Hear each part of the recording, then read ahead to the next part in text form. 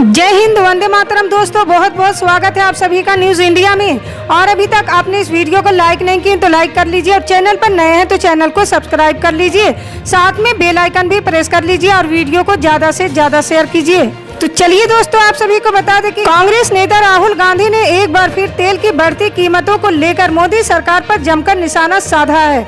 राहुल गांधी ने ट्वीट कर मोदी सरकार पर हमला बोला है। राहुल गांधी ने लिखा है कि ये प्रधानमंत्री जनधन लूट योजना है। राहुल गांधी ने अपने ट्वीट पर एक तस्वीर शेयर की है जिसमें ये बताया गया है कि 2014 से अब तक किस तरह पेट्रोल डीजल के दाम बढ़े हैं।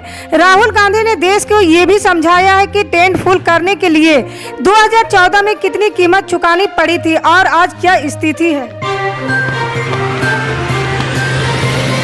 देश में पेट्रोल डीजल के दाम लगातार बढ़ रहे हैं। ऐसे में सोमवार को संसद में भी ये मुद्दा काफी छाया रहा है। विपक्ष ने पेट्रोल डीजल और महंगाई के मुद्दे पर केंद्र सरकार पर जमकर निशाना साधा है। सपा से राज्यसभा सांसद जया बच्चन ने कहा है कि मुझे तो डर ये लग रहा है कि कहीं बेरोजगार और गरीब लोग सड़क पर ना उतर आएं और भारत में फ्रेंच रिवॉल्यूशन जैसा न हो जाए। वहीं सपा सांसद राम गोपाल यादव ने कहा कि थोड़े दिन में यहाँ भी हालात श्रीलंका जैसे हो जाएंगे। दरअसल श्रीलंका इन दिनों आर्थिक संकट का सामना कर रहे हैं। कोल्हापुर उत्तर विधानसभा उपचुनाव में वोट डालने वाले मतदाताओं को ईडी की धमकी मिली है। ये धमकी किसी स्थानीय नेता नहीं बल्कि महाराष्ट्र बीजेपी के अध्यक्ष और विधायक चंद्रकांत दादा पाटिल ने दी है। बीजेपी उम्मीदवार के चुनावी प्रचार के लिए कोल्हापुर पहुंचे पाटिल ने प्रेस कॉन्फ्रेंस में आरोप लगाया कि इस चुनाव में पी टीम द्वारा वोटर्स को 1000 रुपये ट्रांसफर करने की महाविकास आघाड़ी की तैयारी है। इस आरोप के साथ पाटिल ने मतदाताओं को ईडी की धमकी दे डाली है। जेपी नड्डा के राजस्थान दौरे को लेकर मुख्यमंत्री अशोक गहलोत का बड़ा बयान सामने आया है। गहलोत ने कहा है ये आग लगाने के लिए आते हैं, अभी नड्डा आए हैं, बाद में अमित शाह आएंगे, ये पूरे देश में आग लगा रहे हैं। देश में खतरनाक दौर चल रहा है, देश में हिंदू मुस्लिम कर दिया गया है। हमें हिंदू होने का गर्व है। महात्मा गांधी भी हिंदू थे, लेकिन हिंदू होने का मतलब है सभी धर्म का सम्मान करना। लेकिन जिस तरह से इन्होंने घिनौना काम किया है, पीएम को आगे आकर हिंसा की आलोचना करनी चाहिए। गहलोत ने कहा है कि दंगे कराने वाले कभी चोट नहीं लगती है, निर्दोष लोगों को ही दंगों में चोट लगती है। बता दें कि करौली में हिंदू नववर्ष पर निकाली गई रैली पर पत्थरबाजी की गई थी। इसमें करीब 50 लोग घायल हो गए थे। इसके बाद हालात तनावपूर्ण हो गए थे। हालात पर काबू पाने के लिए कर्फ्यू लगाया गया है।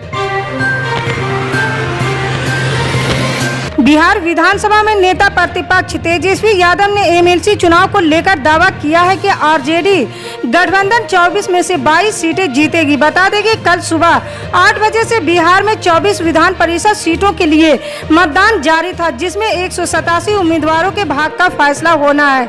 इस चुनाव को लेकर सभी पार्टियां अपने अपने तरीके से दावा कर रही है कि भाजपा जहां अपने गठबंधन के सभी उम्मीदवारों की जीत का दावा कर रही है, वहीं तेजस्वी ने 22 सीटें जीतने का दावा किया। विधान परिषद चुनाव को लेकर अपने दावे के बाद तेजस्वी यादव ने कहा कि कोई क्या दावा करता है उसे करने दीजिए। मौजूदा जो जनप्रतिनिधि चुनकर आए हैं, मौजूदा सरकार से वो बड़े आक्रोशित और नाराज हैं। मुख्यमंत्री ने वार्ड सदस्यों से सारी योजनाओं को छीन लिया और उन्हें रोड पर लाने का काम किया है। त्रिस्तरीय पंचायत चुनाव में जो लोग जीते हैं वो आरजेडी और हम लोगों के विचारधारा के लोग जीते हैं। उन्होंने दावा किया है कि सबसे ज्यादा सीट आरजेडी जीतेगी। सुबह से फीडबैक मिला है कि एक माहौल आरजेडी के पक्ष में बन गया है। भारत के मुख्य न्यायाधीश एनवी रमन्ना की अध्यक्षता वाली सुप्रीम कोर्ट के बेंच ने सोमवार को केंद्रीय गृह राज्य मंत्री अजय मिश्रा टेनी के बेटे और लखीमपुर खीरी हिंसा मामले में आरोपी आशीष मिश्रा की जमानत रद्द करने की मांग की जाने वाली याचिका पर आदेश सुरक्षित रखा। उत्तर प्रदेश सरकार की ओर से पेश वकील महेश जेठमलानी ने अपील के खिलाफ दलील देते हुए कहा, इस स्तर पर मिनी ट्रायल नहीं हो सकता। जो हुआ है उसे बयां करने के लिए शब्द पर्याप्त नहीं है। जहां तक सबूतों से छेड़छाड़ की बात है, हमने सुरक्षा मुहैया कराई है। क्या वो भाग सकते हैं? ऐसा नहीं है। सुहेल देव भारतीय समाज पार्टी के राष्ट्रीय अध्यक्ष ओम प्रकाश राजभर अपने बयानों के जरिए मीडिया की सुर्खियां में बने रहते हैं। पर सपा प्रमुख शिवपाल यादव और समाजवादी पार्टी के अध्यक्ष अखिलेश यादव के बीच चल रही तनातनी पर भी ओपी राजभर बोलने में पीछे नहीं है। इतने तमाम विषयों को लेकर अखिलेश के सहयोगी व महान दल के अध्यक्ष केशव देव मौर्य ने एक ट्वीट चैनल से बात की। अखिलेश और शिवपाल के बीच चल रही तनातनी पर पूछे गए एक सवाल के जवाब में केशव देव मौर्य ने कहा कि शिवपाल यादव की नाराजगी बिल्कुल भी जायज नहीं है। इसके साथ ही उन्होंने शिवपाल के बीजेपी में जाने की आशंका पर कहा कि वो पहले से ही बीजेपी के बेहद करीब रहे हैं। बिहार विधान परिषद की 24 सीटों के लिए कल सोमवार को मतदान हुआ था। इसको लेकर प्रदेश में राजनीतिक दलों की साख दांव पर है। सत्तारूढ़ एनडीए में भाजपा के 12 और जदयू की 11 प्रत्याशी, एक सीट रालोसपा को दी गई है। इधर राजद ने 23 सीटों पर अपने प्रत्याशी उतारे हैं। एक सीट उसने सीपीआई के प्रत्याशी को दी है। कांग्रेस की ओर से अकेले 16 प्रत्याशी मैदान में उतारे गए हैं। निकाय कोटे की इन 24 सीटों में भाजपा की 12, जदयू की 8 और राजद की 3 सीट है। वहीं 3 सीटें खाली है। चुनाव का परिणाम 7 अप्रैल को आएगा। पंजाब विधानसभा चुनाव में जीत दर्ज करने के बाद आम आदमी पार्टी की नजरें इस साल के अंत में होने वाले गुजरात और 2023 के कर्नाटक विधानसभा चुनाव पर है।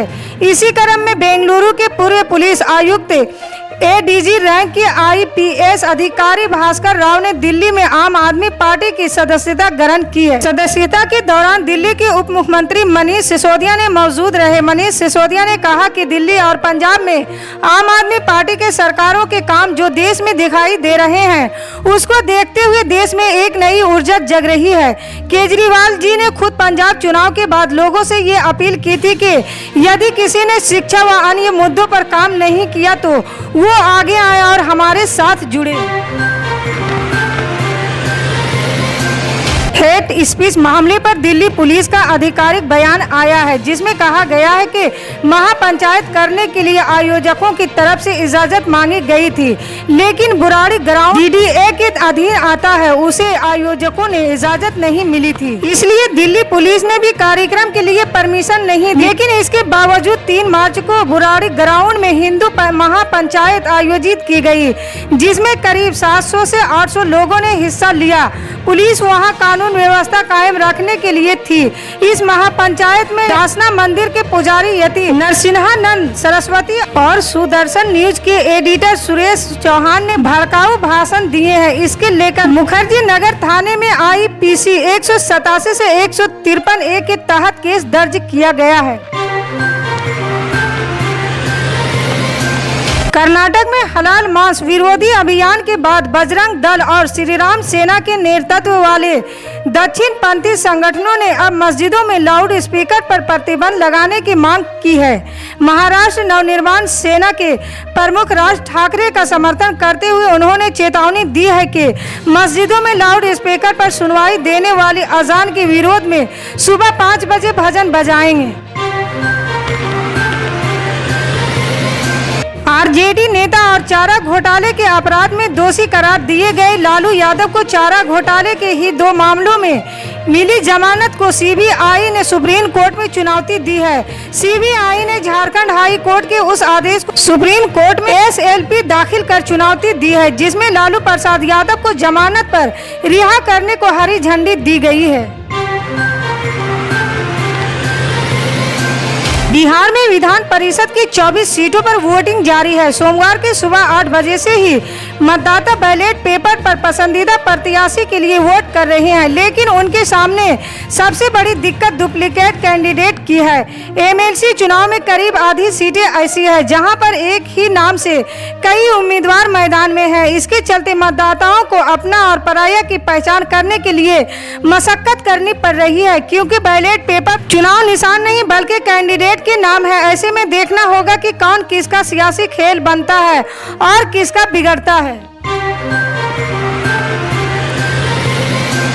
महाराष्ट्र के चर्चित भ्रष्टाचार व मनी लॉन्ड्रिंग मामले के आरोपी पूर्व गृह मंत्री अनिल देशमुख को कंधे की सर्जरी के लिए शनिवार को अस्पताल में भर्ती कराया गया। उन्हें 1 अप्रैल को सीबीआई ने अपनी हिरासत में ले लिया था। उधर दाऊद इब्राहिम से जुड़े मनी लॉन्ड्रिंग मामले में गिरफ्तार महाराष्ट्र के मंत्री नवाब मलिक की न्यायिक हिरासत 18 अप्रैल तक बढ़ा दी गई है। इसी तरह की पल पल की अपडेट जानने के लिए जुड़े रहे हमारे न्यूज़ इंडिया के साथ। मिलते हैं अगली बड़ी खबर में, तब तक के लिए जय हिंद।